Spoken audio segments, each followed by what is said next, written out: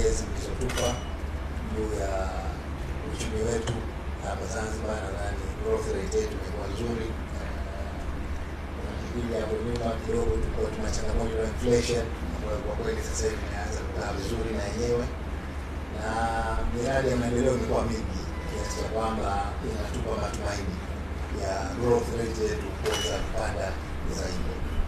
Kwa hivyo tunashukuru kwa fursa hii ya kukutana ili tujadiliane mambo ambayo yanatuhusu pande zote mbili.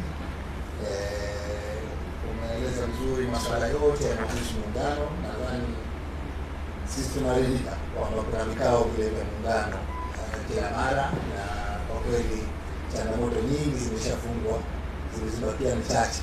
Kama tunavyosahi vile vile kuongeza kwa ujumla, tunaona ukuaji wa uchumi mheshimiwa, tunaona utulivu wa bei kwa maana ya kasi ya kupanda kwa bei, inflation iko manageable, tunaona maendeleo makubwa, maendeleo mengi upande wa Zanzibar.